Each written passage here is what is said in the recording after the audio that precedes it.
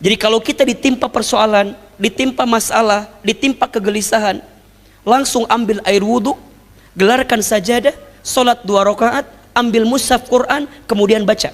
Setelah itu maka bunda mendapatkan ketenangan untuk menghadapi masalah seberat apapun. Kadang-kadang yang membuat kita menjadi rumit dengan persoalan kita karena kita terlalu pede dengan kemampuan kita. Ujungnya kita terombang-ambing dengan keadaan itu, sehingga kita merasa jauh gitu dengan keadaan itu.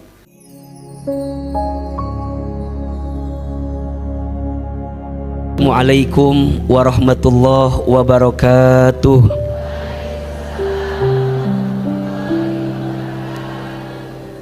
Alhamdulillahi rabbil alamin.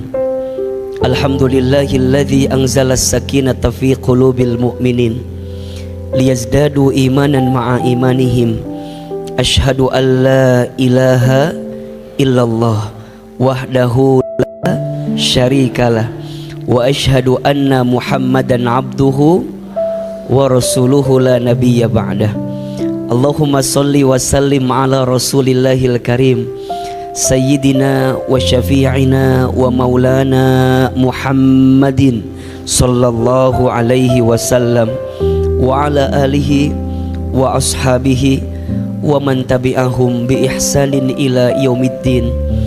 Rabbi a'udzubika min hamadzatis syayatin wa a'udzubika rabbi ay yahdurun. Subhanaka la ilma lana illa ma 'allamtana innaka antal alimul hakim.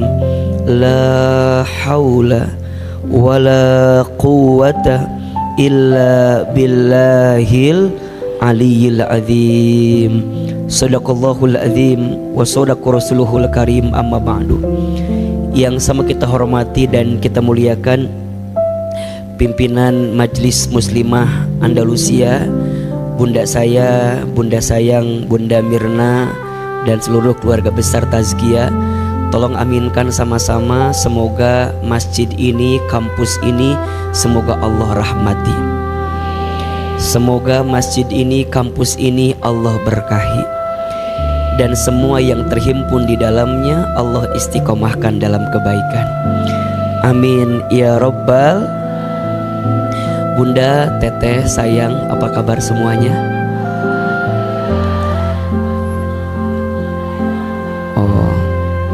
Macam-macam jawaban tehnya, menipa belit jawaban teh. Nu hiji ieu, nu hiji ieu. Beh kompak. Kalau Ahilman tanya apa kabar, jawab alhamdulillah.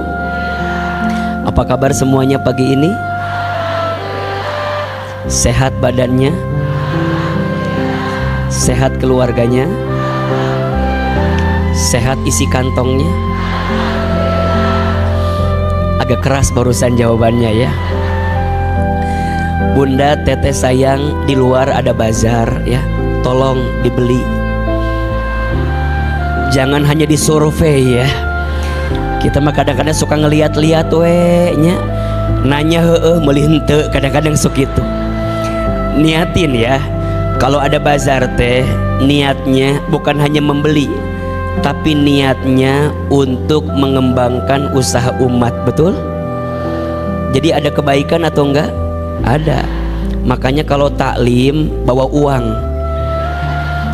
Ada 3 fungsinya. 1 buat ongkos, 2 buat infak, 3 kalau ada bazar beli, 4 kalau ada teman kita yang nggak bawa uang, traktir baksonya sama kita ya, insya Allah. Bunda, teteh sayang, alhamdulillah senang sekali pagi ini bisa ketemu di Majelis Muslimah Andalusia. Mohon maaf kalau agak sedikit terlambat Bunda Mirna, karena semalam Ahilman baru sampai dari Medan. Jadi punten juga ini suaranya agak serak-serak basah begini ya. Tapi nggak apa-apa kan ya. Tambah serak tambah romantis katanya ya. Jadi punten, Masya Allah. Doakan juga ya, mudah-mudahan Ahilman panjang umur, sehat walafiat, dan Ahilman selalu berharap kepada Allah mudah-mudahan Bunda teteh sayang bisa diberikan keistiqomahan oleh Allah Subhanahu wa Ta'ala. Karena yang paling mahal itu istiqomahnya. Betul apa betul? semua manusia itu rugi kecuali orang yang berilmu. Semua orang yang berilmu rugi kecuali orang yang beramal. Semua yang beramal rugi kecuali orang yang istiqomah. Semua yang istiqomah berpotensi rugi juga kecuali orang yang wafat dalam keadaan husnul. Coba ulangi. Semua manusia itu rugi kecuali orang yang berilmu. Makanya Bunda hari ini belajar, betul? Dan belajar itu kewajiban. Kalau kewajiban berarti setiap langkah Bunda, teteh sayang untuk belajar itu mengundang pahala dari Allah Subhanahu wa Ta'ala. Dan tolong catat ya, makin berat perjuangannya, makin berat ujiannya, maka makin besar pahalanya. Jadi kalau Bunda datang ke taklim ini ngerasa bahwa berat banget pengorbanannya ya, apalagi hari Senin kan, sibuk apa enggak? Udah mah sibuk, macet. Apalagi Seninnya tanggal pertengahan bulan, kermah macet, sibuk, teboga duit deh kan. Jadi pabaliut memang kadang-kadang ya. Tapi makin berat pengorbanannya, makin besar apa? Pahalanya. Betul apa betul? Maka Bunda sayang, jangan pernah ngerasa rugi ya. Jangan pernah ngerasa rugi. Aku mah ngaji teh meni asa kaduhung. Jangan. Jangan menyesal. Karena setiap langkahnya apa? Dihitung sebagai jihad fi sabilillah. Setiap langkahnya menghapuskan dosa. Setiap langkahnya mengangkat derajat. Setiap langkahnya mengantarkan kemuliaan.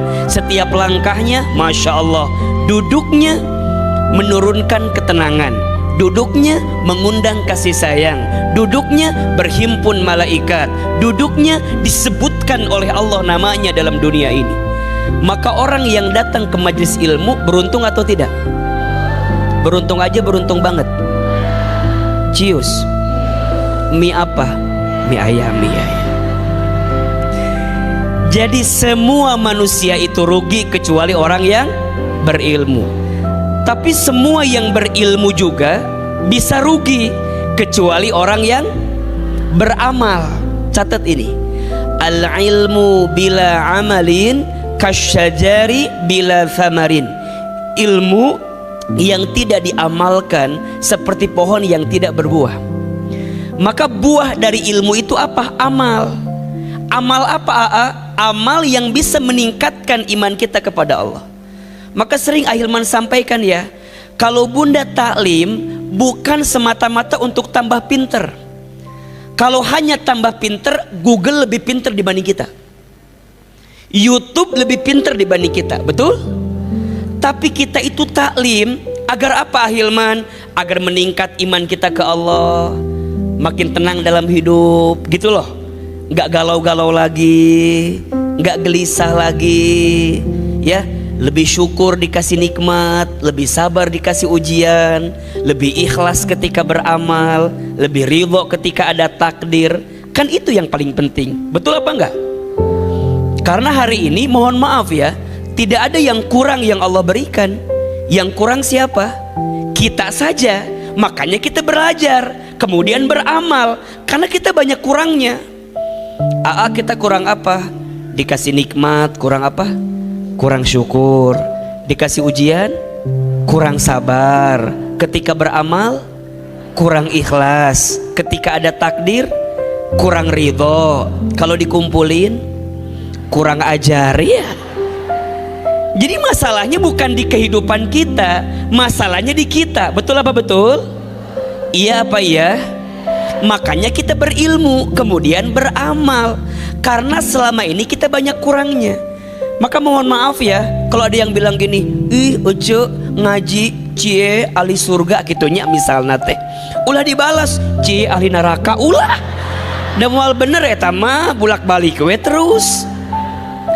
Jadi kita teh ngaji bukan karena kita pinter, justru karena kita mohon maaf bodoh.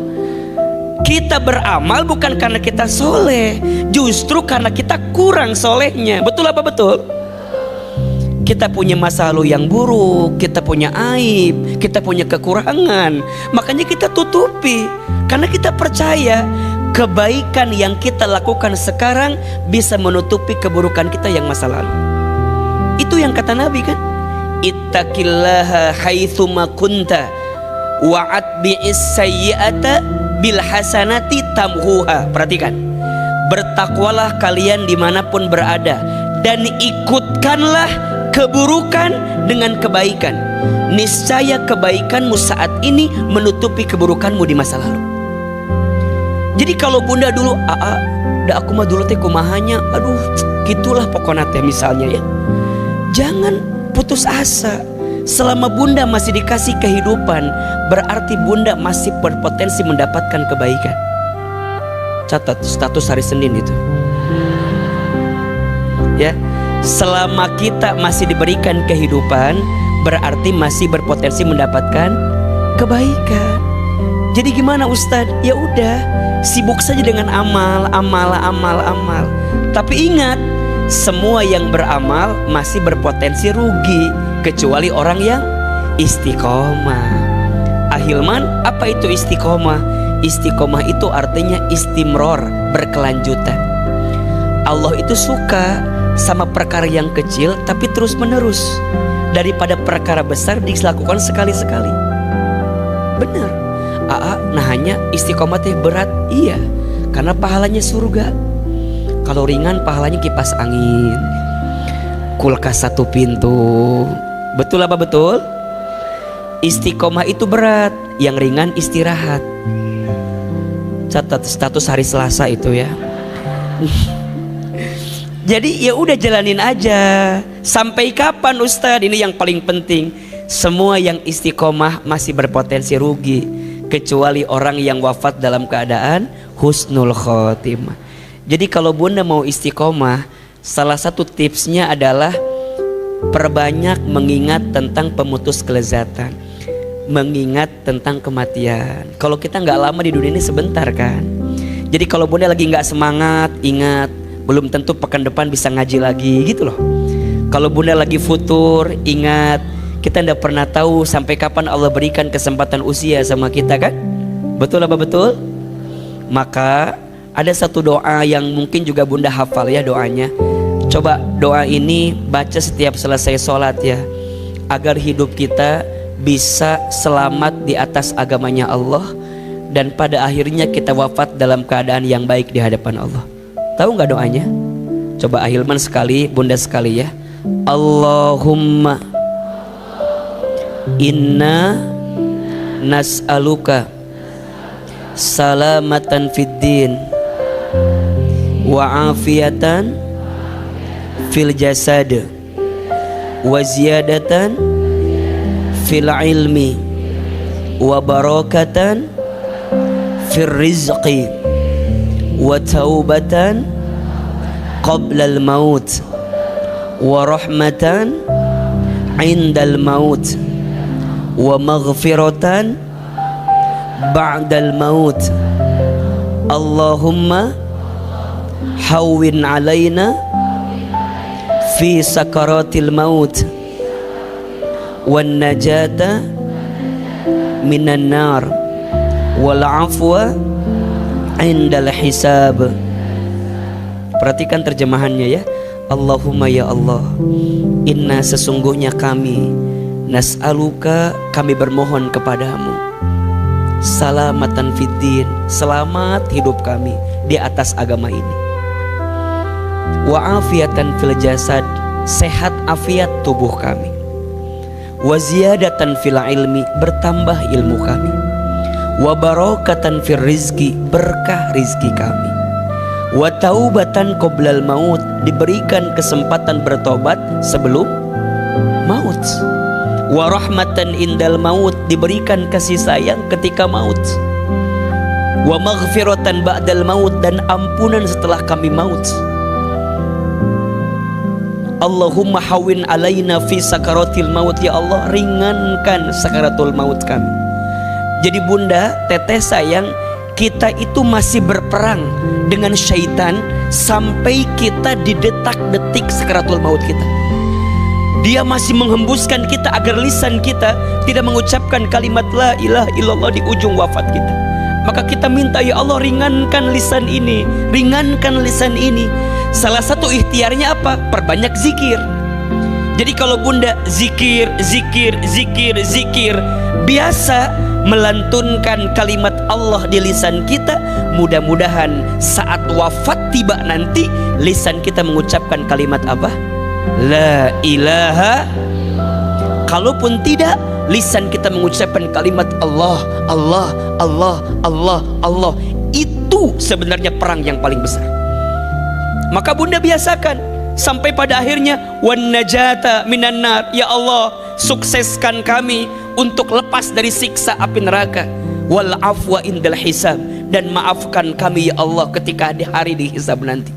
Coba bunda, teteh sayang itu kan hafal doanya ya.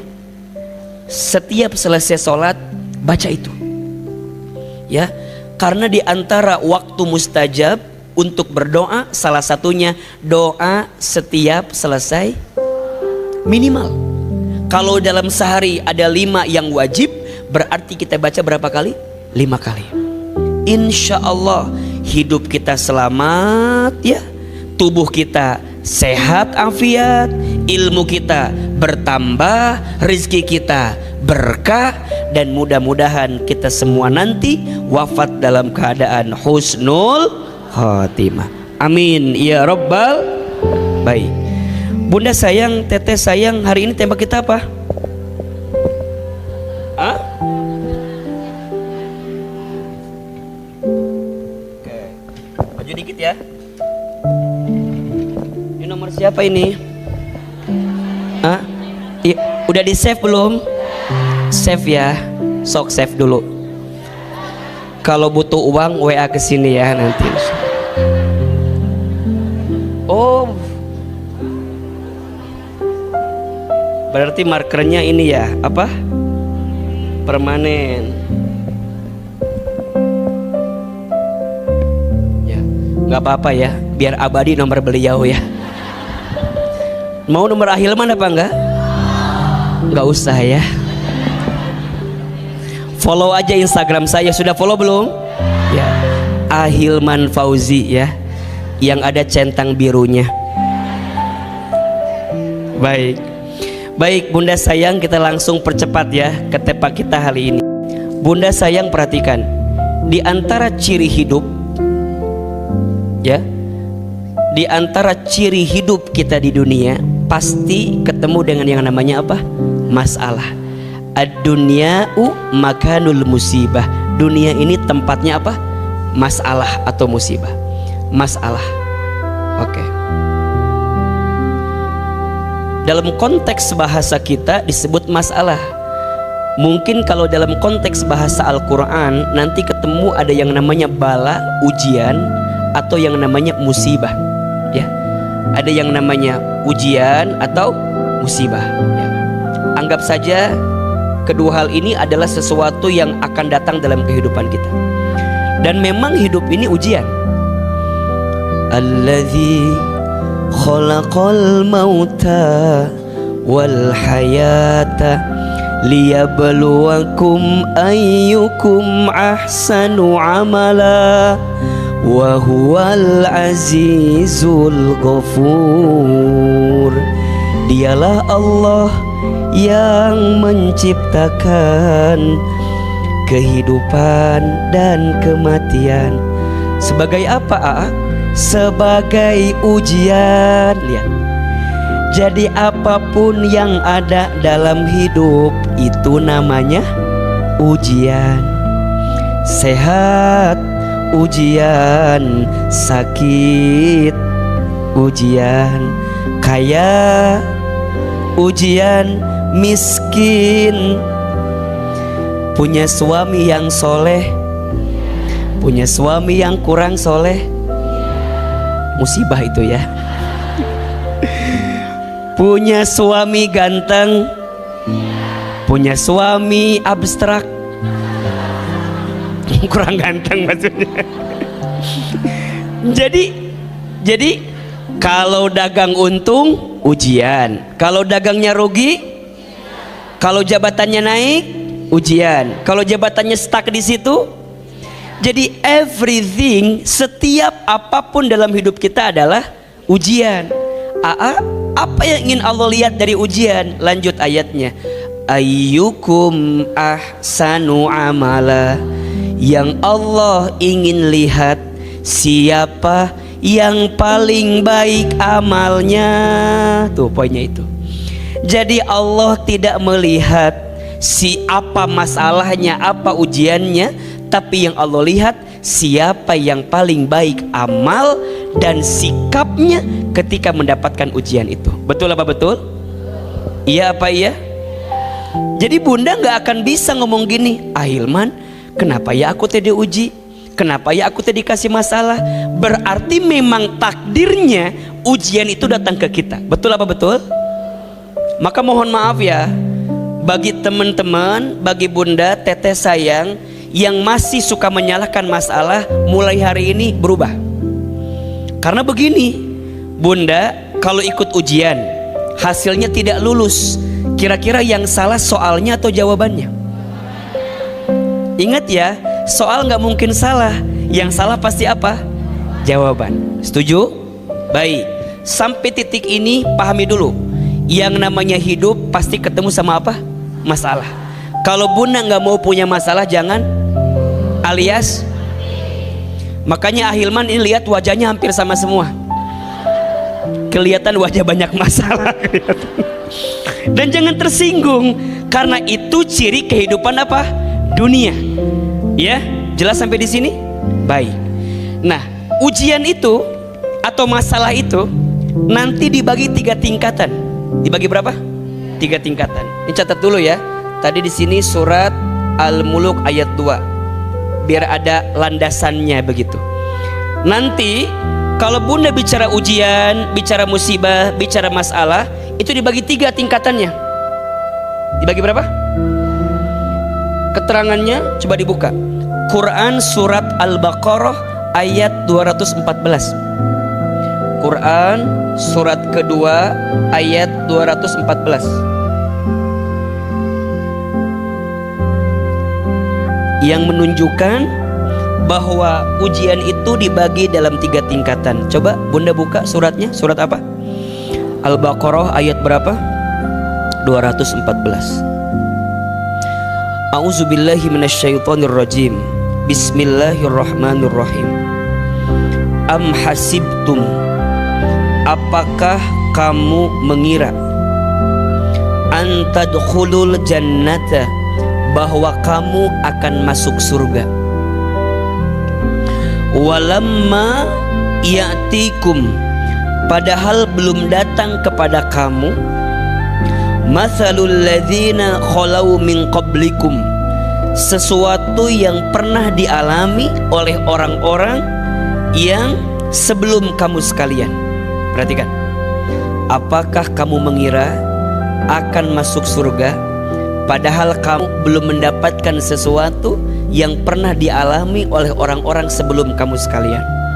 Apa diantaranya Hilman? Massat humul ba'sa'u, mereka ditimpa dengan kemelaratan. Tingkatan pertama, masalah itu disebut dengan ba'sa. Apa? Ba'sa.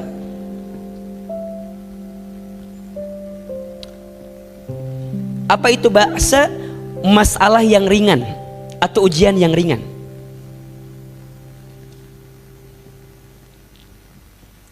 Nanti Hilman jelasin gimana cara membacanya. Kemudian yang kedua, wadh-dharra'u, dan sesuatu yang membahayakan atau memadaratkan dirimu. Yang kedua tingkatannya sedang, dharra namanya.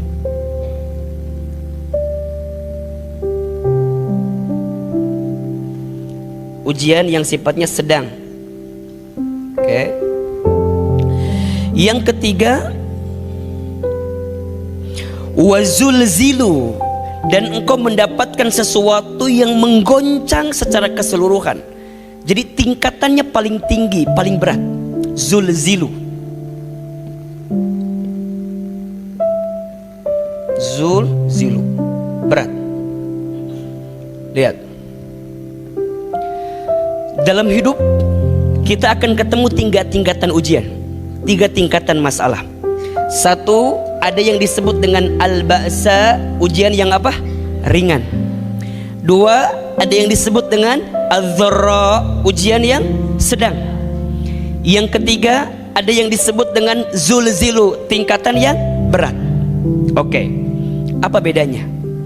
Ringan itu sesuatu yang menimpa kita, ya, yang menimpa kita tapi tidak sampai membahayakan kehidupan kita.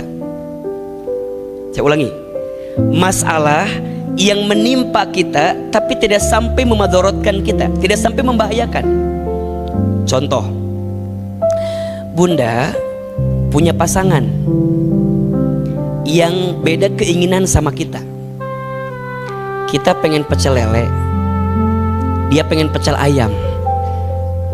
Pernah nggak begitu? Masalah tidak? Masalah dong. Maunya dia sama kita kan? Tapi kan kalaupun beda nggak masalah kan? Tapi kadang-kadang jadi masalah atau tidak? Jadi masalah. Ringan aja. Kita maunya anak kita kuliah ke A, tapi dia maunya ke B. Masalah tidak? Mungkin masalah, tapi nggak membahayakan kita gitu loh. Kalaupun dia milih B juga nggak masalah, betul nggak? Bunda ikut taklim, wardrobe-nya warna merah, tapi di imah teh aya warna merah, ayana warna hijau. Masalah tidak? Tapi tidak membahayakan kan? Kalaupun Bunda pakai hijau kemudian ke taklim nanti orang lain merah kan nggak masalah kan? Membahayakan tidak? Membahayakan Ustadz. Tuh dibawa foto ku batur. tapi tidak membahayakan gitu loh, iya nggak? Tapi sering nggak ketemu begitu? Sering. Atau misalnya Bunda pengen taklim tapi malas. Masalah tidak? Masalah, tapi tidak membahayakan begitu. Tapi itu masalah yang kalau manajemennya salah jadi naik nanti kelasnya. Nanti ada yang kedua, az-dharra, apa? Masalah yang mulai membahayakan, mulai memadorotkan kita. Apa contohnya ya? Punya suami misalnya ya, kurang soleh. Masalah ringan, sedang atau berat?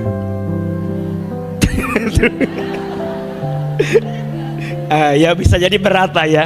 Tapi mohon maaf mungkin ya, boleh jadi hanya membahayakan untuk kita aja. Let's say kita nggak bisa dibimbing sama dia gitu ya, kita nggak dapat figur yang terbaik di rumah tangga kita gitu. Tapi nanti ada yang sifatnya zulzil. Kalau zulzil itu bukan hanya membahayakan kita, tapi membahayakan orang sekeliling kita. Jadi dengan masalah itu jadi berat. Contoh ya, ini Ahilman gambar ini. Contoh, suami kita mohon izin ya, misalnya di PHK di perusahaannya, ringan, sedang atau berat? Coba suami kita diberhentikan di perusahaannya, ringan, sedang, berat? Langsung berat ya. Sekarang gini, kalau dia berhenti di pekerjaan itu, masih berpotensi nggak dapat yang lain? Masih ada peluang nggak yang lain? Masih bisa usaha tidak? Berarti boleh jadi ringan lah. Karena masih berpotensi ada pilihan lain kan? Betul apa betul? Kan nggak lantas kalau dia di PHK jadi mati semua kan? Enggak dong. Masih ada harapan kan? Oke, naik. Kalau dia di PHK, oke dia ringan lah. Tapi mohon maaf, mulai menggerus rumah tangga kita. Ibu sudah mulai agak terganggu dengan keadaan ini. Keluarga sudah mulai membahayakan dengan keadaan ini. Dari ringan naik jadi apa? Sedang. Nanti bisa naik level lagi yang berat. Ketika kapan? Mohon maaf, rasa cinta di antara keduanya sudah nggak ketemu gitu. Misalnya ibu minta lo, gue, misal ya, karena ibu udah nggak kuat nih, udah nggak, sesuatunya udah berat banget nih, ibu minta pisah. Ternyata ibu tahu juga ternyata suami itu punya pinjaman di tempat lain, baru nagih lagi utang. Lihat, dari yang ringan kemudian sedang jadi apa? Karena ruang lingkupnya sudah mencakup banyak orang di situ. Jelas sampai di sini? Ada yang begitu kira-kira? Ada kan? Jadi kalau bahasa lainnya, di sini mah udah mentok banget gitu kalimatnya. Maka lihat ujung ayatnya, Hatta yaqulur rasulu walladzina amanu ma'ah.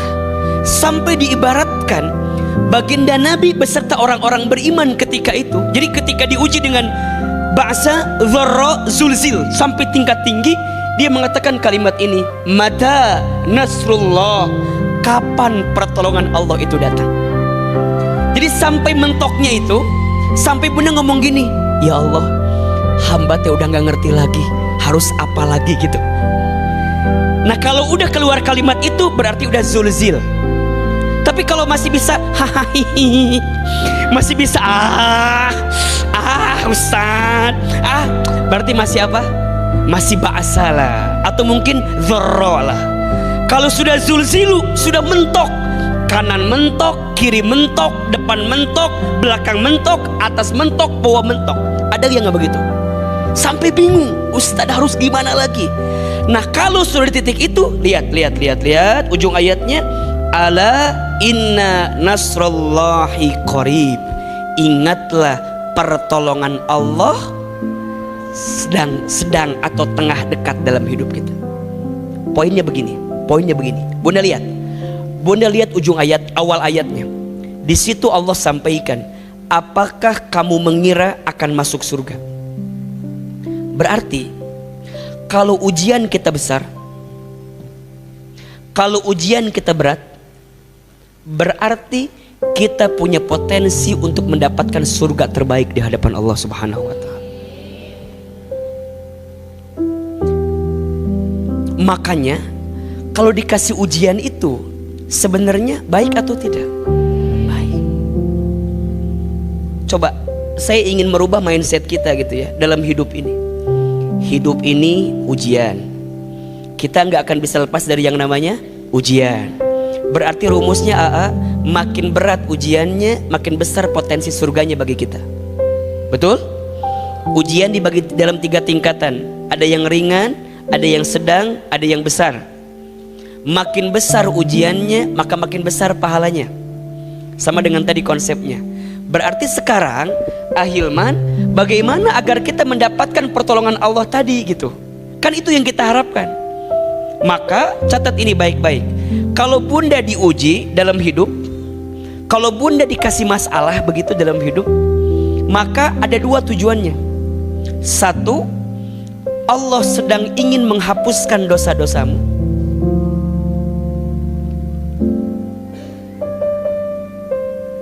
2, Allah sedang ingin mengangkat derajatmu. Insya Allah. Oke. Ulangi. Kalau Allah memberikan masalah, memberikan ujian kepada kita, ada 2 tujuannya. 1, Allah ingin menghapuskan dosa-dosamu. Berarti mohon maaf, tidak ada satu musibah pun yang datang kepada kita kecuali disebabkan oleh ulah panan perbuatan kita. Wa ma asobakum mim musibatin fabima kasabat aidikum wa ya'fu an katsir. Surat Asy-Syura ayat 30. Dan tidak ada musibah yang datang kepada kamu melainkan disebabkan ulah tangan kamu. Berarti catat ini, Bunda, kalau dosa kita diampuni mau atau tidak? Dosa kita dihapuskan mau? Kesalahan kita dibersihkan mau? Maka caranya Allah mendatangkan musibah yang disebabkan karena ulah tangan kita. Ketika sikap kita benar, maka berpotensi menghapuskan dosa-dosa kita. Berarti kudu sadar. Kalau ada persoalan, kenapa terjadi? Mungkin Allah ingatkan kita karena ada sesuatu yang pernah kita lakukan, dan kemudian Allah tegur kita dengan masalah yang datang dalam kehidupan kita. Yang kedua, aku sudah sholat, aku sudah ibadah, aku sudah memberikan yang terbaik, tapi kenapa masalahnya datang terus menerus? Boleh jadi yang kedua, Allah ingin mengangkat derajat hidupmu.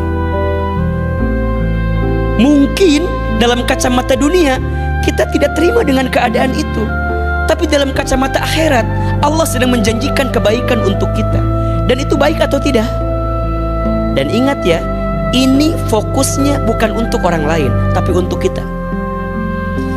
Jadi jangan sampai gini, ada teman kita yang punya masalah, jangan bilang gini, banyak dosa kamu mah, makanya kata AA juga kamu mah banyak dosa, jadi kok Allah. Jangan, ini konteksnya bukan buat yang lain ya, konteksnya buat muhasabah kita nih. Jelas sampai di sini? Kadang-kadang suka gitu kita mah, kalau orang ada masalah, banyak dosa, sing inget kamu mah gitu. Kalau kita yang dikasih masalah, nya AA lagi diangkat derajatnya, aku mah sama Allah. Ini kita kadang-kadang suka begitu. Ini konteksnya bukan buat yang lain ya. Kalau buat yang lain sebutin dua-duanya. Nah atau D atau say, kamu teh lagi banyak dosa, mungkin Allah lagi ampunin kamu. Atau yang kedua, lagi diangkat derajat kamu. Jelas? Kan kita mah kadang-kadang suka begitunya. Kalau yang baik-baik ke kita, kalau jelek ke orang lain gitu. Misalnya nih, kita punya anak kita dua. Yang pertama pinter misalnya, siapa dulu ibunya gitu ya. Yang kedua agak-agak lemot misalnya, Ustadz yang kedua rada-rada lemot, mirip bapaknya ini mah. Jadi jangan begitu. Jadi konteksnya ya lebih kepada evaluasi yang bisa kita lakukan. Sampai sini jelas atau tidak? Jelas, punten ya. Sekarang coba muhasabah. Bunda yang hadir di sini, kira-kira yang sedang punya masalah ada atau tidak? Ada yang lagi diuji? Ada yang ngerasa hidupnya lagi ada masalah? Oke, coba masalahnya ringan, sedang atau berat? Oke. Yang berat masuk ruangan sebelah kanan ya. Yang sedang sebelah di tengah. Gitu. Gitu. Karena nanti masing-masing ada treatmentnya ya, samalah kayak kita apa belajar gitu ya, ada treatmentnya. Tapi Ahilman anggap aja lah semua di sini masalahnya sedang-sedang aja lah, ya kan? Kalau berat kan nggak ada yang stres di sini kan, nggak ada yang tiba-tiba jadi kesurupan, nggak ada kan, nggak ada. Ya udahlah anggap aja lah sedang-sedang saja lah ya. Oke lah Ustadz, kita dikasih masalah, dikasih ujian, oke lah. Nah sekarang begini, yang paling penting dari masalah itu apa? Bukan masalahnya, tapi apa? Sikapnya. Karena kalau ada orang yang ikut ujian, hasilnya nggak lulus, yang salah tadi apa? Jawaban, bukan soal. Apalagi nyalahin gurunya, jangan. Ya, yang salah pasti apa? Jawabannya. Ya, berarti yang seringkali salah dalam masalah bukan masalahnya, tapi sikap dalam menghadapi masalah itu. Nah pertanyaannya, Ahilman, memang sikapnya orang itu kalau dikasih masalah seperti apa? Macam-macam. Sependek pengetahuan Ahilman, setidaknya ada 5 jenis orang ketika menghadapi masalah. Kita evaluasi ya, nanti Bunda masuk kategori yang mana? Nih masalahnya yang ketiga, Zain di sini. Ini jangan ditulis ya, takutnya salah nulis ya.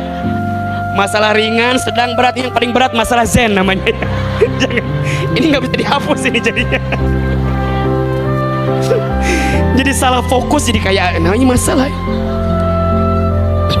Ya Allah. Lagian kenapa nulisnya gede-gede banget ya? Kan bisa aja kecil gitu kan.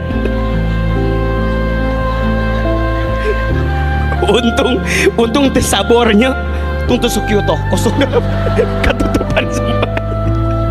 Kan bisa aja nya di sininya 0822. Itu maksudnya naon coba yuk. Lanjut. Itu nggak bosan ceramah Ahilman nggak? Nggak bosan? Nggak capek? Yang capek siapa? Ya, baik. Bunda, kalau orang dikasih masalah ya, setidaknya kadang-kadang ya ada 5 sikap atau 5 karakter orang menghadapi masalah. Ada berapa? Nah, 5.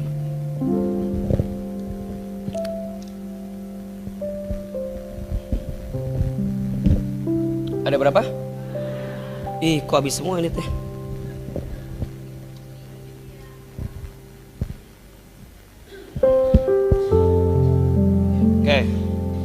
Ada berapa? 5. 1, ada yang disebut orang kecil sibuknya membesarkan masalah. Orang apa? Nah, orang kecil sibuknya apa? Membesarkan masalah. Ada nggak yang begitu? Ada. Masalahnya kecil tapi jadi besar, ada nggak? Berarti ingat, itu orang kerdil atau orang kecil. Di rumah tangga sering begitu tuh. Halo, betul apa enggak? Oke, contoh, Bunda sering ada masalah yang sebenarnya simpel sih, tapi kadang-kadang jadi besar. Apa kira-kira contohnya ya?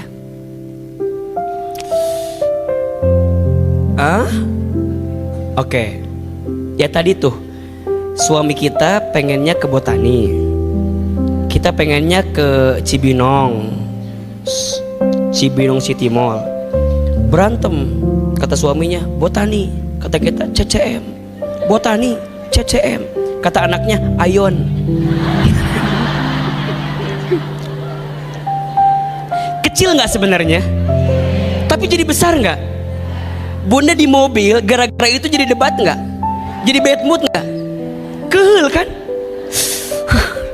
Turunkan aku di sini kan gitu kan? Kalau pas lagi PDKT kadang-kadang begitu kan? Jadi kesel kadang-kadang. Padahal simple nggak? Pertanyaannya, di botani ngejar apa? Di CCM ngejar apa? Di Ayon ngejar apa? Betul nggak? Kalau satu yang kita ingin tuh ada di setiap mall itu, kenapa harus berantem?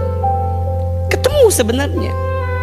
Makanya hati-hati, di rumah tangga itu sering ketuker cicak sama buaya. Apa? Cicak sama buaya. Masalah kecil dibesar-besarkan, masalah besar dikecilkan. Contoh, masalah besar dikecilkan. Iya masalah besar tapi disepelekan. Urusan anak. Kata kita, ayah, si kakaknya mau sekolah di mana? Kata suami kita, atur aja lah. Kumaha mamah aja, iya nggak? Padahal seorang ayah penting nggak menentukan sekolah anak? Penting. Tapi tidak sedikit seorang ayah yang menyepelekan itu. Padahal tugasnya ayah memastikan pendidikan anak, betul nggak? Memastikan bagaimana perkembangan anak, itu memastikan seorang ayah. Tapi itu masalah besar, tapi sering disepelekan. Padahal harusnya seorang ayah harus tahu kemana sekolahnya, apa kurikulumnya, seperti apa pendidikannya. Perlu tahu tidak? Perlu. Ibu sekolah pertama, iya, tapi ayah kepala sekolahnya. Sekarang bayangkan kalau ada sekolah tapi nggak ada kepala sekolahnya, apa yang terjadi? Maka kurikulum yang akan dipakai gitu kan, pengembangan yang dipakai jadi nggak ketemu. Makanya mohon maaf, Bunda jangan sampai salah meletakkan masalah. Ini masalah kecil apa masalah besar? Kalau masalah kecil ya udah kecilkan. Kalau masalah besar ya sudah, ayo kita pertimbangkan matang-matang. Bunda belanja kadang-kadang suka milih kerudung teh kan, ini belum punya. Kata suami teh, Bunda kan udah ada ini warna coklatnya. Beda ini mah, ini mah beda coklatnya. Kita kan nggak taunya di lemari asa ada coklat itu teh. Saya bilang gini, kan ada coklat tua udah ada, muda ada, ini beda. Ini mah ada polkadotnya, beda ini mah. Jangan. Kan sebenarnya mah kecilnya, tapi meni asa riweuh kan ya. Dan kadang-kadang juga kita suami suka riweuh juga. Kadang kacamata kita dengan istri sama atau beda? Ya mungkin beda. Bagi kita mungkin simpel, tapi bagi istri kita mungkin jadi besar gitu. Ya udah, kalau sesuatu yang bagi istri kita memang ini penting, ya sudah hargai itu. Contoh, kan istri kita kadang-kadang suka keluarin kalimat-kalimat yang kalau kita paham, kita harus ngerti itu sikapnya apa. Contoh, kalau istri bilang nggak tahu, kira-kira apa? Bukan, maksudnya dia nggak mau ngomong apa lagi gitu. Bunda gini, nggak tahu, nah berarti dia nggak mau ngomong apa lagi. Atau yang kedua, Bunda mau makan apa? Apa jawabannya? Oke. Ya Allah, saya berdoa kepadamu ya Allah, jauhkan hamba dari perempuan yang bilang terserah ya Allah. Itu yang paling berat. Coba, kalau istri bilang terserah, apa kesimpulannya? Bukan. Kalau dia bilang terserah, berarti dia butuh kita memberikan kepastian sama dia. Ustaz tahu aja, anak saya perempuan 3, 1 istri. Iya, tahun ini kan nggak tahu tahun depan makan ya. Ya 1. Ari bunda siapa? Ini sorangan ih. Kita aja santai. Kenapa bunda meniasariwe? Boleh nggak Ahilman nikah lagi? Ari ibu siapa bilang enggak segala? Iya, berarti ini tanda bunda sayang sama saya kan? Tapi bunda jangan begitu. Jangan sampai nanti kalau Ahilman misalnya nikah lagi nggak mau ngaji lagi, jangan. Naon coba Ahilman, katanya jaga perasaan. Jangan begitu. Nah kita mah takdir nggak pernah ada yang tahu kan? Kok jadi iya sekarang? Jadi tadi sampai mana tadi ya? Ya udah pokoknya gitulah. Ya, jadi orang kecil membesarkan masalah. Nah kadang-kadang di rumah tangga sering begitu. Kita sama anak suka begitu tuh. Misalnya anak kita tuh nggak ngehargain kita ya, suka bilang gini, nak kamu tuh hargain mama gitu. Cek si anak tuh berapa harganya? Kan digituin kan. Coba Ahilman mau tanya, itu kalimat hargain mama penting nggak sih? Sebenarnya nggak penting-penting banget kan. Paling enak begini, bunda bilang ke gurunya, Pak, Bu, nanti bilang ya ke anak kita agar menghormati orang tuanya. Bisa nggak gitu? Jadi nggak harus kita yang eksekusi gitu loh. Kamu terlihat perjuangan mama. Mama teh bangun paling subuh. Mama teh manasin mobil, nganterin kamu ke sekolah. Tapi cara kamu memperlakukan mama itu ya Allah, tega banget. Coba sekarang saya mau tanya, makin ibu ngomong gitu anak kita makin terharu nggak? Nggak terharu. Makin ibu ekspresif, hargai mama. Paling sama anak kita di storyin, paling di storyin, dikamerain gitu. Mama udah actingnya, udah actingnya. Makin bunda berharap ke anak kita, kamu tuh hargain mama, anak kita malah makin kesel. Ujungnya mending kalau dia respon. Ada yang nggak respon, tiis main HP. Kita udah ekspresif kayak gimana juga, betul apa enggak? Berarti bukan salah ngingetinnya, tapi waktunya kurang tepat. Bondingnya nggak kena gitu loh kalau dalam bahasa parenting.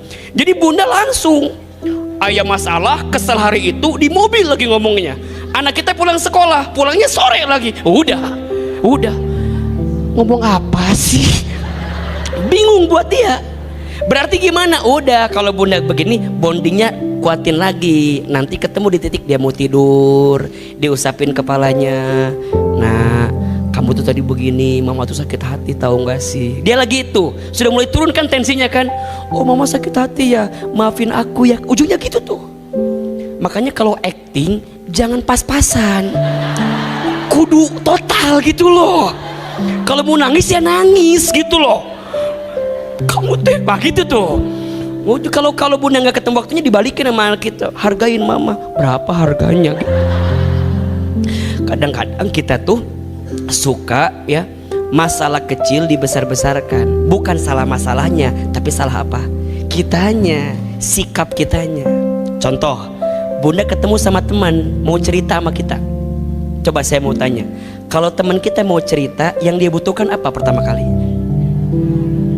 Bukan nasihat kita, bukan tausiah kita, bukan. Tapi apa? Dia butuh telinga kita untuk mendengar masalah dia. Jadi kalau ada orang yang cerita, dengerin aja. Aku mau cerita apa?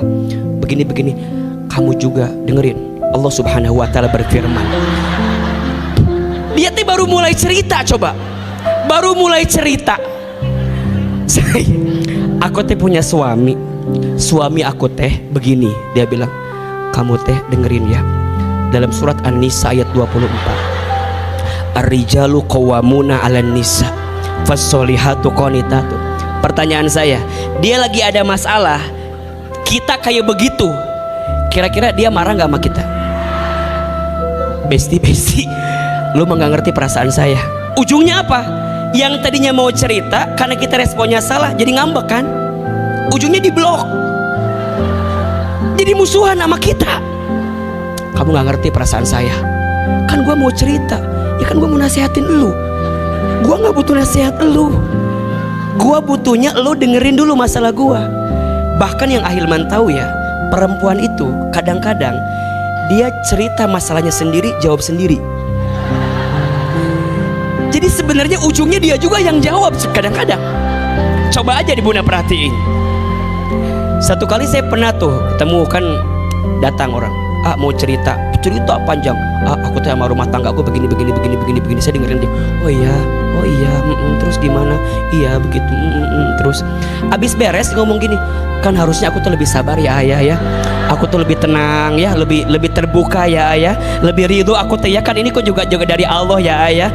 Mungkin Allah lagi ngingetin saya kali ya ayah, karena banyak dosa saya ya ayah. Berarti ada hikmah ya di balik ini semua kan, insya Allah ya. Dan aku mah yakin, Ahilman yakin ada kesabaran yang Allah. Dalam hati saya, ngomong sorangan, cerita sendiri, jawab sendiri. Makanya saya mah kalau ditanya sama orang, kalau orang cerita udah aja amin. Karena dia udah cerita dengan jawab sendiri. Betul apa betul? Itu yang paling penting. Berarti sekarang itu di tengah-tengah kita ada kemampuan yang berkurang. Kemampuan apa? Mendengarkan pembicaraan orang lain. Banyak orang yang belajar public speaking, tapi sedikit orang yang belajar listening. Ya kan? Public listening. Padahal yang paling penting itu apa? Kemampuan apa? Mendengar. Bunda di rumah tangga, aman rumah tangga kalau masing-masing menyediakan telinga untuk mendengarkan curhatan pasangannya. Selama ini enggak, ujungnya apa? Dia curhat dengan yang lain. Ustadz, aku tuh berasa gak didengarkan di rumah tangga aku. Bisa gak mulai hari ini Ustadz aja yang dengerin perasaan aku Ustadz? Kan jadi liar kak Ustadz nanya. Nu awalnya jadi baik, awalnya teh Ustadz teh udah baik, jadi kadi itu ujungnya teh gitu. Berarti coba Bunda di rumah ya, siapin waktu untuk saling dengerin aja. Ayah tadi ada masalah apa di kantor? Paling apa jawaban suami kita? Gak usah tahu lah, kamu malah ribet. Ujungnya kan gitu kan? Sama Bunda juga. Kalau habis ngaji, Bunda tadi ngajinya sama siapa ustadznya? Ustadz Hilman. Materinya apa? Gak ngerti, kamu malah tetap ujungnya kadang-kadang sok itu. Padahal itu masa untuk Bunda juga cerita ke suami kita, agar masalah kecil jadi nggak masalah besar. Karena kalau kita membesarkan masalah, namanya orang apa? Kerdil, orang kecil. Jelas sampai di sini? Ada nggak di sini yang begitu? Yang mana orangnya? Ya, mulai hari ini, oh nya aku tuh ada di sini nih. Yang kedua, ada orang biasa sibuknya membicarakan masalah. Orang biasa sibuknya apa? Membicarakan masalah.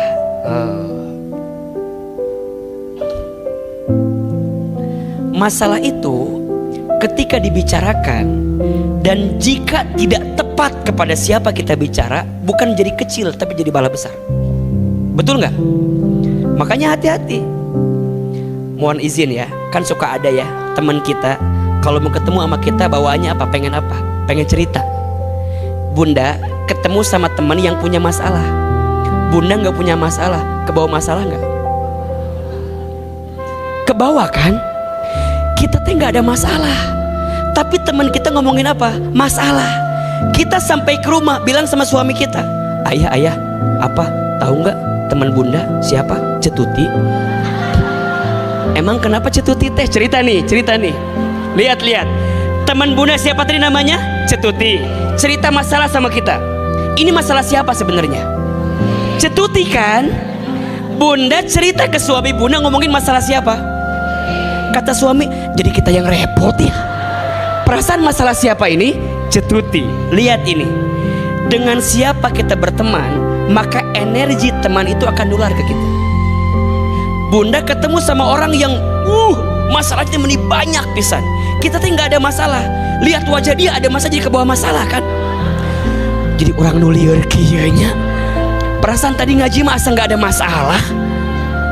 Tapi ketemu sama kamu kok jadi berat gini masalahnya. Makanya ini penting. Kalau kata Ahilman mah, kalau bunda ada masalah, coba belajar untuk tidak share masalah itu ke publik.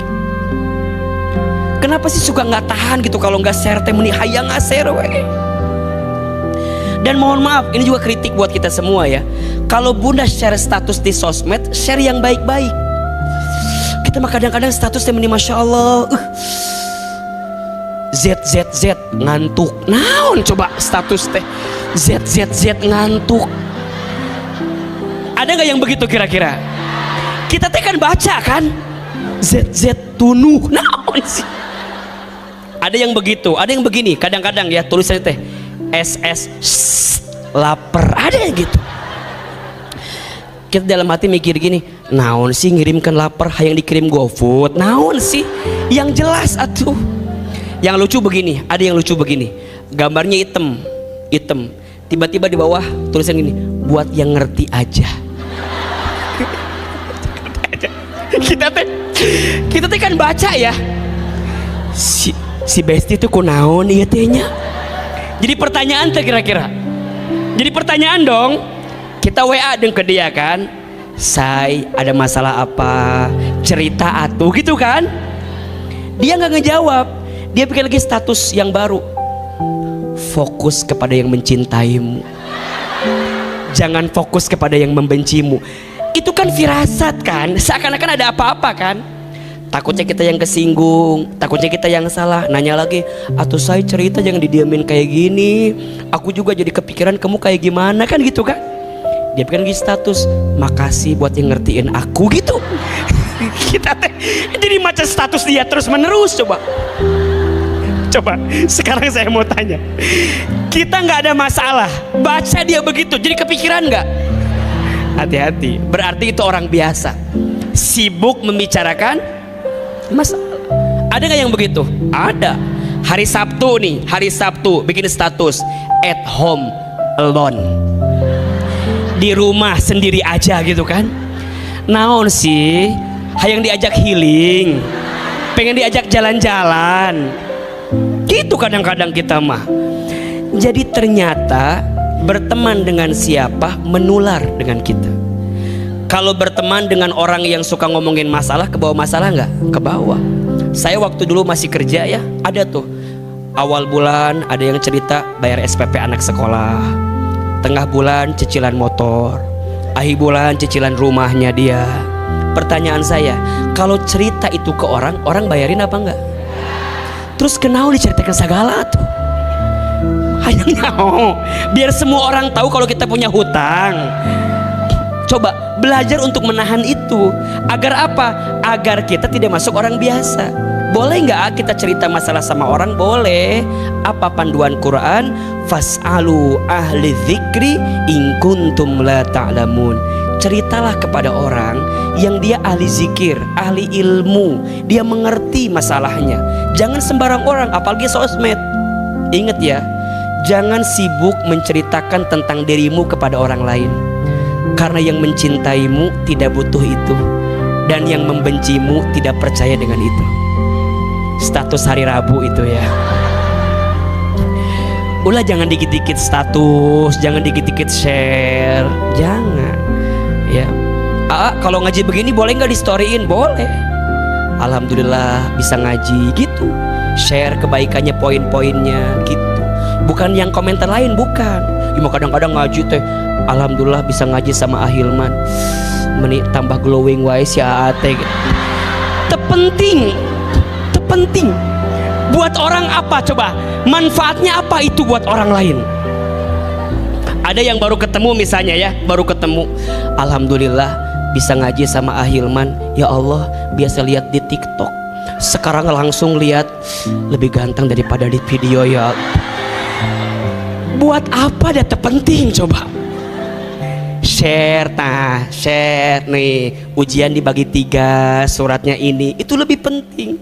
Betul apa betul? Banyak yang begitu di sini? Yang mana orangnya itu tuh? Hati-hati ya. Yang pertama ada orang apa? Kecil, sibuknya membesarkan masalah. Yang kedua, orang biasa, sibuknya membicarakan masalah. Ada yang ketiga, orang besar. Nah, orang besar sibuknya apa? Menyelesaikan masalah. Jadi dia mah nggak tahu masalahnya apa, pokoknya solusi aja. Ada. Ada nggak yang begitu? Ada nggak? Ada. Jadi pokoknya mah dia mah nggak tahu masalahnya apa, pokoknya mah kieu dengekeun nya nya. Satu sisi bagus apa enggak? Bagus. Tapi ingat ya, yang paling penting dari masalah bukan solusi, tapi yang paling penting itu hikmah di balik masalah itu. Ada orang yang kita baru cerita langsung kieu dengekeun. Dengarkan saya bicara ya. Kita teh belum mulai ceritanya ya, tapi dia udah bicara ke situ tuh. Hargai, berarti dia ciri orang besar. Tapi ini perlu kita turunkan egonya. Karena kadang-kadang yang menjadikan kita tidak ketemu hikmah karena ego kita. Sering menyimpulkan sesuatu yang kita belum tahu apa kesimpulan akhirnya. Terutama orang yang pemarah. Ingat ya, Bunda Teteh sayang, jangan mengatasi masalah dengan marah. Karena marah tidak akan pernah menyelesaikan masalah. Marah itu justru menambah masalah. Betul? Bunda misalnya mohon maaf ya, kan kadang-kadang suka ada aja ya kita teh masalahnya. Misalnya Bunda bikin minum buat suami kita, tapi mungkin kurang, atau misalnya salah, judulnya manis, yang datang asin misalnya. Pas Bunda mau ambil gula, yang keambil apa? Garam. Kan gak sedikit yang marah kan? Ketika dikasih ayah, ini teh manisnya. Contoh ini mah ya, contoh. Sekaligus Ahilman gak haus sedikit ini tuh ya. Contoh. Ya rasanya apa ini? Contoh yang tadi bukan yang ini. Ya memang sih biasanya kalau Ahilman di tempat lain mah ada buah kadang-kadang ya. Kadang-kadang ini mah kadang-kadang suka ada kue biasanya gitu. Terus air juga warnanya nggak bening begini biasanya. Ada warnanya biasanya. Biasanya kalau di sini nggak ada, biasakan ya. Nggak, biasanya suka ada buah gitu biasanya. Panitia biasanya gitu. Coba Bunda, ini judulnya apa? Manis. Yang datang apa? Asin. Sekarang saya mau tanya, suami kita kalau judulnya manis yang datang asin marah nggak? Marah kan? Bisa nggak marah sebenarnya? Bisa kan? Bisa aja bilang gini, Bun, ini salah masukin gula, Bunda masukin garam. Bisa gitu kan? Bisa kalau suaminya Ustadz Hilman. Bisa, misalnya bisa begitu kan? Tapi kan nggak sedikit yang kemudian kamu mahnya mending gak bisa bedain gula sama garam. Besok gua beliin gula 1 truk gara-gara masalah ini doang. Marah. Suami kita marah kan? Kalau digituin ibu marah nggak? Ya Allah ya, maaf atuh. Tadi teh aku teh lupa kirain gula, aku masukin garam. Apa jawaban suami kita? Bukan lupa-lupa. Kamu tuh udah nikah dengan aku puluhan tahun, masih kena salah juga. Oh, aku teh capek berangkat subuh, pulang malam, sampai rumah dikasih teh. Rasanya apa? Ibu digituin, marah nggak? Ibu yang tadinya tenang, salah, tapi digituin jadi marah nggak? Bapak, kamu tinggal ngerti perasaan aku. Ujungnya ibu bilang gitu kan? Emang mama nggak capek? Mama juga capek. Dari pagi mama teh, ya Allah, can aya waktu selonjoran pisan. Mama teh ngepel, nyapu, nyuci, ngurus anak 3. Yang 1 bisul, tahu nggak sih? Yang 2 cerita tuh ujungnya tuh. Apalagi perempuan ya, kita marah A sampai D, dia sampai Z marahnya. Bapak tahu nggak, anak kita yang pertama bisul gara-gara siapa? Gara-gara bapak keluarga bisul. Da bapak mah dulu mamana bisul, induna bisul, panjang tuh. Kata suaminya, hari mana ngomongkan indung orang, kenapa ngomongin ibu gua kan gitu. Perasaan cuma masalah ini doang. Tapi kan udah tergores hati, sakit hati apa enggak? Sakit kan? Ujungnya apa? Gutreng kan? Marah. Marah. Awalnya cuman simpel ini, cuman simpel. Ujungnya apa? Udahlah kalau gitu mah, pulangkan saja aku ke rumah ayahku. Aku teh udah capek banget. kamu mah ya Masya Allah ya, tahun lalu juga begini, 2 tahun lalu juga begini, kamu mah nggak pernah berubah. Cek suami nanti, jadi panjang kemana-mana ya, perasaan cuman masalah ini doang dia. Lihat-lihat, ingatan perempuan, masalah detik ini 7 tahun lalu diungkit lagi. Aku pernah merasakan yang sama percis, kamu nggak pernah berubah ya ayah ya, masih sama kayak dulu ya. Kata suaminya, ya Allah, jadi kio ya. Ada nggak yang begitu di sini? Yang mana orangnya? Ingat ya, almar'atu kalmir'ah, perempuan itu seperti cermin hatinya. Cermin itu kalau sudah pecah, mungkin kau bisa merangkai kembali pecahan cerminnya, tapi pantulan cahayanya tidak akan sama seperti sedia kala. Itulah hati perempuan. Kalau sudah sakit, mudah memaafkan, tak mudah melupakan. Catat ya, status malam Jumat. Benar, coba. Kalau udah marah gitu, rame nggak jadinya? Jadi besar kan? Lihat, memang pengen nyelesain masalah tapi nggak ketemu. Ujungnya apa? Pulang. Aku pengen pulang. Suami kita juga lagi marah. Apa kata suami kita? Ya udah, mau dipesenin gojeknya sekalian. Jadi nggak mau nganterin tuh, jadi marah. Pulang aja. Mohon maaf ya, mohon maaf. Seminggu masih kuat, 2 minggu masih kuat, sebulan tidur sendirian, nggak kuat kan? Akhirnya datang ke rumah bapaknya, diketok pintunya. Assalamualaikum, salam. Udin, namanya Udin. Jadi suaminya namanya Udin, ini namanya. Ditanya. Iya. Iya, iya. Udin, iya Pak. Nanya, Lilis ada? Nama istrinya Lilis namanya ya. Panggil, Lis, iya. Nih ada suami kamu nih, Udin. Datanglah. Dia cerita sama Lilis, Lis, maafin ya, abang tuh kemarin kemasukan setan. Kata Lilis, ya lu setannya. Lihat marah nih. Maafin ya, udah kita pulang aja sekarang Maya, mulai lagi dari nol gitu. Kata istrinya, daripada pulang mendingan nyanyi dia lagu Rita Sugiarto. Tajam-tajam kata-katamu, seram-seram perbuatanmu, kau terus sakiti aku gitu ya. Ada gelagapnya. Marah, ujungnya gutrang marah. Mohon maaf ya, tadi masalahnya kecil nggak? Urusan kecil jadi besar, bahaya. Biasa dibicarakan, bahaya. Orang besar pengen diselesaikan, tapi caranya salah, jadi bahaya juga. Jadi tidak semua masalah butuh solusi. Yang dibutuhkan bukan solusi tapi hikmah di balik masalah. Kalau misalnya mohon maaf ya, kita datang udah dari nol lagi tapi nggak berubah, pasti ketemu lagi titiknya. Jadi berubah. Dan mohon maaf ya, yang Ahilman rasakan, justru rumah tangga tuh nggak ada yang namanya senior junior, nggak ada. Karena makin usia bertambah, masalahnya makin lain-lain, betul nggak? Berarti ilmunya juga kudu makin nambah. Kalau ilmu kita nggak nambah, persoalannya makin nambah. Masalah makin nambah, ilmu nggak nambah, masalah nggak? Masalah. Tapi kalau masalah nambah, ilmu juga nambah, ketemu titik equilibriumnya, ketemu titik tengahnya, disitulah hikmah yang sebenarnya. Maka hati-hati, ada yang ketiga, orang besar sibuk menyelesaikan masalah. Bagus satu sisi, tapi sisi lain kudu kita evaluasi. Ada yang keempat, apa itu Ustadz? Ada orang kreatif, sibuknya mencari peluang dari masalah. Orang apa? Kreatif, mencari apa? Peluang. Ada. Ini juga bagus. Tapi peluangnya gimana?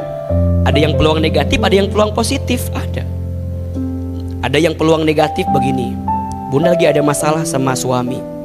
Tiba-tiba bunda cerita sama temennya, Besti, apa? Temen aku yang waktu SMP, siapa? Itu si Agus, nge-DM di Instagram. Coba lihat, bunda tuh lagi ada masalah nih. Emang dia gimana sekarang? Iya, dia katanya udah pisah sama istrinya sekarang teh. Terus kumaha, aku lihat foto-fotonya pakai mobil bagus, coba jabatan juga masya Allah sekarang mah. Teman kita kalau baik bilang gini, shh, ce, kamu tuh lagi ada masalah, tahan. Tapi kalau yang nggak baik, ce, Bismillah. Itu teh jawaban dari hasil istikharah kamu barangkali selama ini.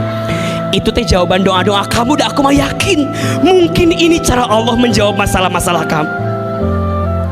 Kreatif tapi peluangnya nggak ketemu. Ada yang begitu apa enggak? Hati-hati. Jadi peluang bisa jadi positif, bisa jadi negatif. Kalau positif, Bunda menemukan hikmah di balik persoalan itu. Nah, nanti ada yang kelima, ini yang kita inginkan. Ini poin kita hari ini. Ada orang beriman, apa?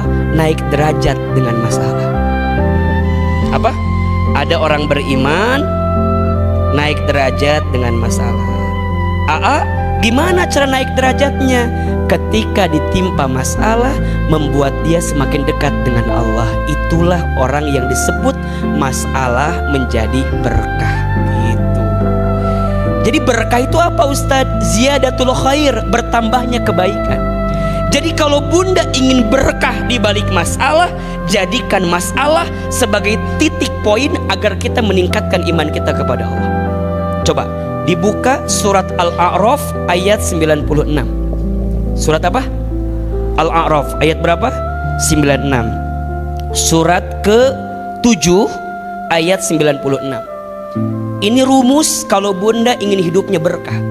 Termasuk kalau Bunda ingin mengubah masalah jadi berkah. Gimana caranya, AA? Lihat Al-A'raf ayat 96. A'udzubillahi minasyaitonirrajim. Bismillahirrahmanirrahim. Walau anna ahlal qura, dan sekiranya penduduk negeri itu, atau dan sekiranya keluarga itu, atau dan sekiranya orang-orang itu, apa? Amanu, dia beriman, wattaqau, dan dia bertakwa. Lihat poinnya. Dan sekiranya kamu beriman dan bertakwa, la fatahna alaihim barakat, maka pasti Allah subhanahu wa ta'ala akan melimpahkan kepada mereka apa? Barakat, keberkahan. Keberkahan dari mana? Minas samai wal ard, dari langit dan bumi. Berarti rumusnya, kalau kita ingin hidupnya berkah, tingkatkan imannya, tingkatkan ketakwaannya. Berarti kalau masalah ingin berbuah jadi berkah, dengan masalah harus menjadikan kita meningkat imannya, bertambah takwanya. Ini poinnya. Makanya sering Ahilman sampaikan, siapapun di antara Bunda, Teteh, sayang, yang hari ini sedang punya masalah, jangan sibuk dengan masalahnya, tapi sibuklah mendekat kepada Allahnya. Jadi kalau kita ditimpa persoalan, ditimpa masalah, ditimpa kegelisahan, langsung ambil air wudhu, gelarkan sajadah, sholat 2 rakaat, ambil mushaf Quran, kemudian baca. Setelah itu maka Bunda mendapatkan ketenangan untuk menghadapi masalah seberat apapun. Kadang-kadang yang membuat kita menjadi rumit dengan persoalan kita, karena kita terlalu pede dengan kemampuan kita. Ujungnya kita terombang-ambing dengan keadaan itu, sehingga kita merasa jauh gitu dengan keadaan itu. Padahal ingat, la yukallifullahu nafsan illa wus'aha. Allah tidak akan memberikan beban melebihi batas kemampuan. Berarti Ahilman, kalau ada yang diuji hari ini, kenapa ujiannya berat? Kenapa masalahnya berat? Kenapa seakan-akan besar persoalan ini? Karena Allah percaya hati dan tubuhmu kuat untuk menghadapi masalah itu. Kenapa enggak yang lain? Kenapa harus saya? Kenapa harus aku? Iya, karena aku percaya kamu bisa, kata Allah. Kamu mampu, kata Allah. Kamu kuat, kata Allah. Pertanyaannya, Allah aja kuat, kenapa kita enggak kuat? Allah aja percaya sama kita, kenapa kita enggak percaya sama Allah? Makanya Bunda sayang, ini rumusnya nih. Kalau mau jadi berkah, tingkatkan imannya, tingkatkan ketakwaannya. Karena ada orang yang dikasih masalah jadi jauh ke Allah, ada nggak? Ada. Stres, frustasi, bunuh diri, ada nggak? Ada. Makanya mohon maaf ya, kalau sekarang Bunda punya masalah, dan dengan masalah itu membuat Bunda makin dekat ke Allah, maka catat baik-baik, itu namanya anugerah. Bunda bisa hijrah karena ada masalah, anugerah. Bunda jadi solehah karena masalah, anugerah. Mohon izin ya, bunda yang biasanya tidak pernah pakai hijab, ketika ditimpa masalah, bunda merubah penampilan bunda lebih syar'i misalnya, itu hidayah, itu anugerah. Bunda nggak pernah taklim, tiba-tiba pas ada masalah jadi mau taklim, itu anugerah.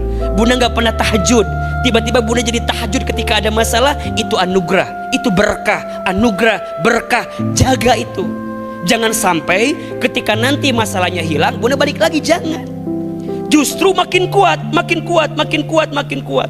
Karena justru ketika kita tenggelam dalam masalah, Ustadz, kenapa ya? Kok makin berat masalah saya? Bukankah saya udah ngaji? Bukankah saya udah taklim? Bukankah saya udah sholat? Bukankah saya udah merubah diri saya sendiri? Kok tambah berat? Berarti tambah sayang Allah sama kita. Ingat ya, ciri Allah sayang itu bukan Allah cabut masalah dunia kita, bukan. Boleh jadi Allah timpakan masalah dunia kepada kita agar kita makin yakin ke Allah. Makanya perhatikan di ayat yang tadi Ahilman baca tuh, la yukallifullahu nafsan illa wus'aha laha ma kasabat wa 'alaiha. Lihat kalimat ini, Rabbana la tu'akhidna in nasina au akhtana, Rabbana wala tahmil alaina isran kama hamaltahu alal ladina min qablina, Rabbana wala tuhammilna ma la taqata lana bi. Lihat, Robbananya 3 kali tuh, Robbana, Robbana, Robbana. Isinya semua minta ampunan ke Allah. Ya Allah, jangan timpakan kami, jangan bebani kami, jangan hukum kami. Kan bisa aja Robbananya sekali, bisa nggak? Tapi kenapa Robbana disebutkan 3 kali? Poinnya, kalau kita ditimpa masalah, Allah tuh ingin kita berkali-kali datang ke Allah. Allah tuh pengen kita berkali-kali mendekat ke Allah. Sampai titik poinnya apa? Kalau Allah sudah mengerti nih, Allah tahu nih kamu berubah nih, Allah tahu kamu mengerti nih, Allah tahu kamu paham nih. Ujungnya apa kata Allah? Wa'fu anna, aku maafkan kamu. Waghfir lana, aku ampuni dosa-dosa kamu. Sampai titiknya warhamna, aku sayangi kamu. Dunia boleh hilang, tapi sayangnya Allah nggak boleh hilang dalam hidup kita. Dunia boleh pergi, asalkan jangan Allah yang pergi di hati saya. Asalkan jangan kasih sayang Allah yang pergi.